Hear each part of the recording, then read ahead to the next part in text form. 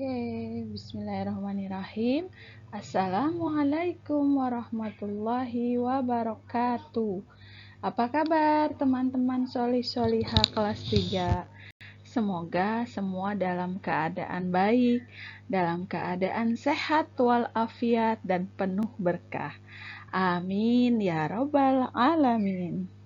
Oke, seperti biasa, jumpa lagi dalam pembelajaran tematik PPKN. Kita masih di tema 7 tentang perkembangan teknologi. Subtema 2, oke, tentang perkembangan teknologi produksi pangan. Apa judulnya hari ini ya? Ya, judulnya tentang keberagaman pekerjaan. Yuk kita simak. Tahukah kamu? Teman-teman tahu nggak ya? Pekerjaan adalah kegiatan atau aktivitas yang dilakukan oleh manusia bertujuan untuk memenuhi kebutuhan hidupnya. Dalam pekerjaan, ada yang menghasilkan barang dan ada yang menghasilkan jasa. Di lingkungan sekitar kita, ada banyak sekali jenis pekerjaan. Misalkan dalam proses pembuatan pakaian saja, ada banyak jenis pekerjaan yang terlibat di dalamnya. Apa itu? Nih dia. Yang pertama, kita bisa lihat dari gambar yang sebelah kiri, teman-teman. Di sini ada rangkaian dari awal bunga kapas hingga menjadi sebuah gaun atau baju yang cantik yang biasa kalian gunakan ya. Yang pertama pastinya bunga kapas ini siapa yang melakukan pekerjaan itu? Pastinya adalah petani kapas. Ternyata bukan hanya dari petani kapas saja ya, bukan hanya dari bunga kapas saja ya teman-teman. Bisa juga dari kepompong atau bahan ulat sutra, atau dari domba, dari bulu domba, kulit hewan ya. Bisa juga, kalau zaman dahulu itu biasanya dari kulit hewan, kalau sekarang dari bulu domba. Jadi itu ada petani kapas, ada peternak hewan seperti peternak domba atau peternak ulat sutra yang kalian sudah pelajari ya di pembelajaran sebelumnya tentang teks yang ada di halaman 62-63. Kemudian di sini ada yang kemudian setelah menjadi kapas, petani ini menumbuk kapasnya tumbuh, kemudian dipintal nih oleh pemintal kapas. Yang tugasnya memang memintal kapas ya teman-teman. Kemudian jadilah benang. Nih benangnya nih. Kemudian di sini ada tukang tenun.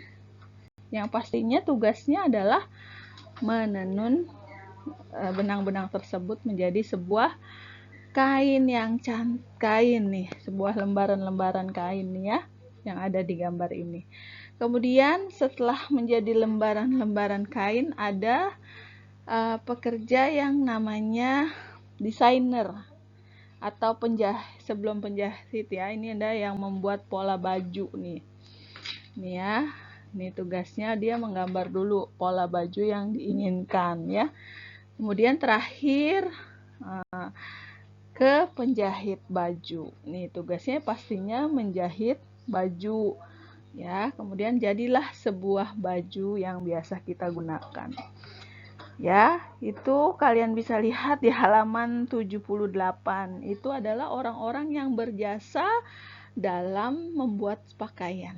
Jadi dalam membuat satu pakaian pun ada banyak orang-orang yang di dalamnya itu berjasa dalam membuat sebuah pakaian untuk kita gunakan ya teman-teman. Pekerjaan itu memang beragam bukan? Kita lihat di sebelah kanan ya. Ada pekerjaan di sini, ada petani kapas yang sudah disebutkan tadi, tugasnya menanam kapas.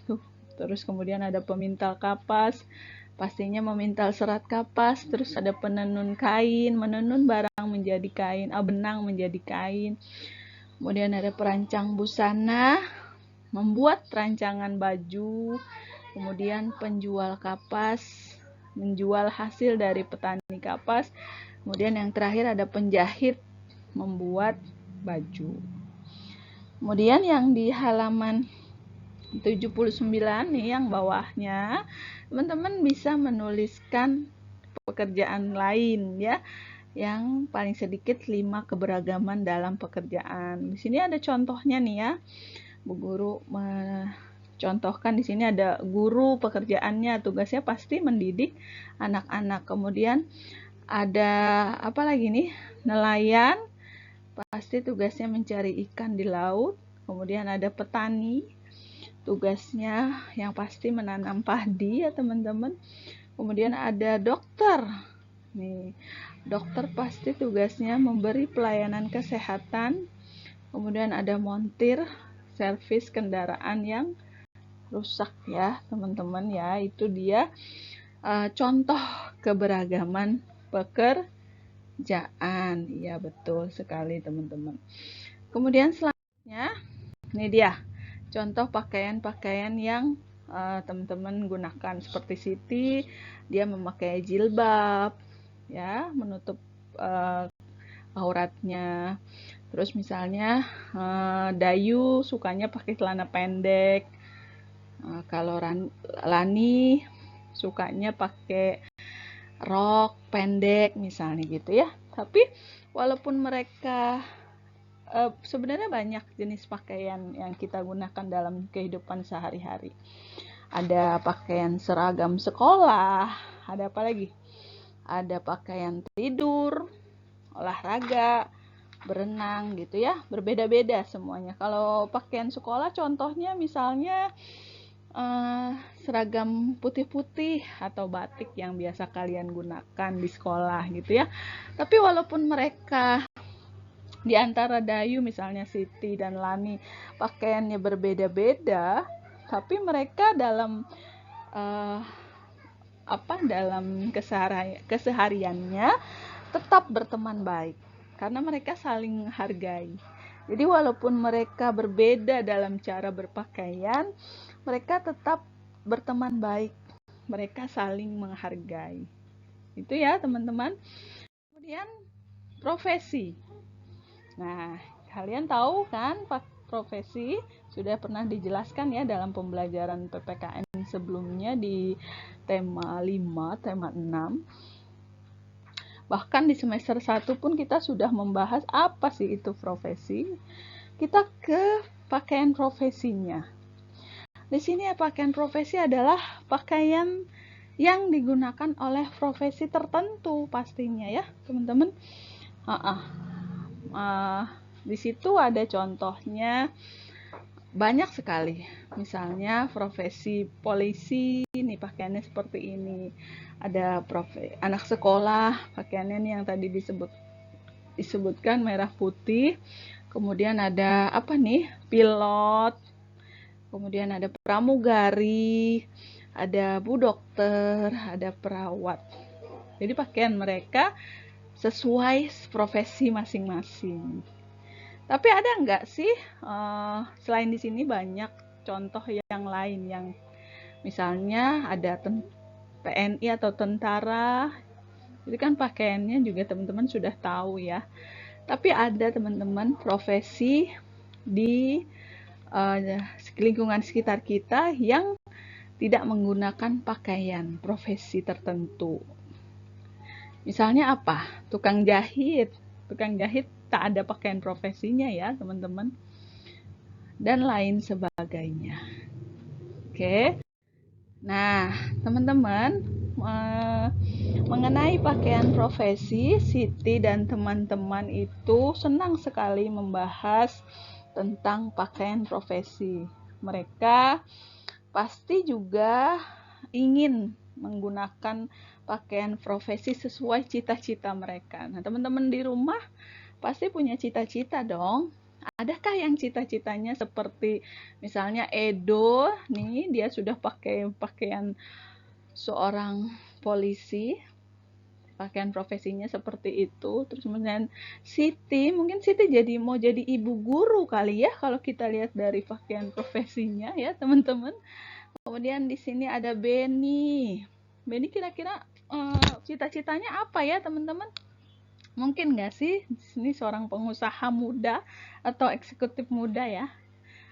Nah teman-teman bisa nih kayak teman-teman kayak contoh-contoh yang baru saja disebutkan. Atau kayak Lani nih yang mau jadi perawat atau suster.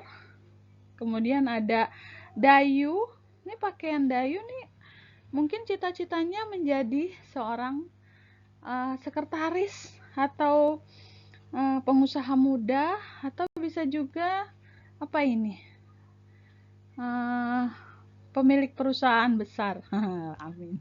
Kemudian ada Udin yang cita-citanya jadi dokter, maka dia pun menggunakan pakaian profesi seorang dokter ya teman-teman. Nah itulah contoh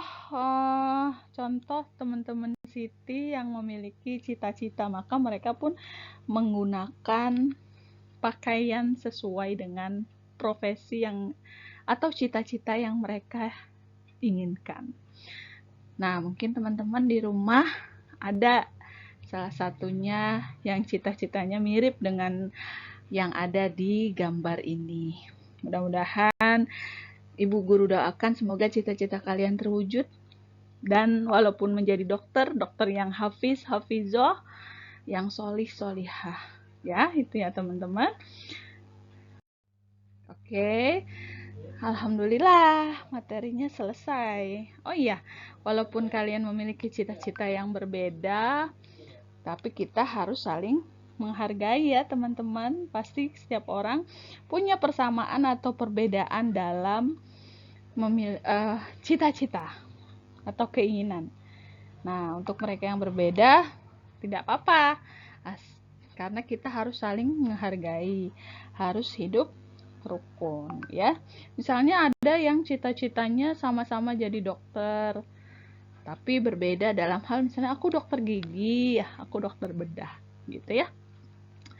Oke, selesai materinya.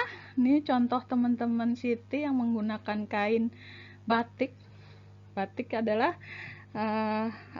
baju batik adalah batik adalah contoh pakaian atau kain yang berasal dari Indonesia, kain khas Indonesia ya teman-teman. Oke, untuk tugas teman-teman boleh menyalin atau mengerjakan latihan yang ada di halaman 79 yang tadi Bu Guru sebutkan tentang apa keberagaman pekerjaan di lingkungan sekitar dan apa tugas yang dilakukan. Kemudian di halaman 111 dan 112 mengenai contoh pakaian 111 dan 112 itu mengenai cita-cita ya. Jadi cita-cita teman laki atau cita-cita teman perempuan.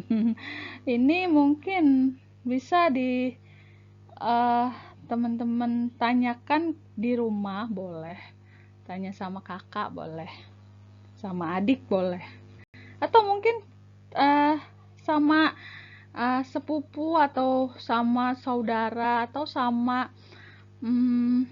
orang-orang yang ada di sekitar kalian. Cita-citanya sebenarnya apa? Karena setiap orang pasti punya cita-cita ya teman-teman. Entah itu misalnya ibu guru dulu cita-citanya apa ya. Bu Guru dulu cita-citanya misalnya jadi guru. Oh, berarti cita-cita Bu Guru sekarang tercapai. Nah, itu ya tugas teman-teman ya. Halaman 79, halaman 111 dan halaman 112. Ingat ya, walaupun kita berbeda cita-cita, berbeda dalam hal berpakaian, cara berpakaian, kebiasaan berpakaian, kita harus tetap menghargai dan tetap hidup rukun. Setuju ya teman-teman? Terima kasih atas kerjasama dan perhatiannya hari ini. Bu Guru mohon maaf. Billahi taufiq wal hidayah. Assalamualaikum warahmatullahi wabarakatuh.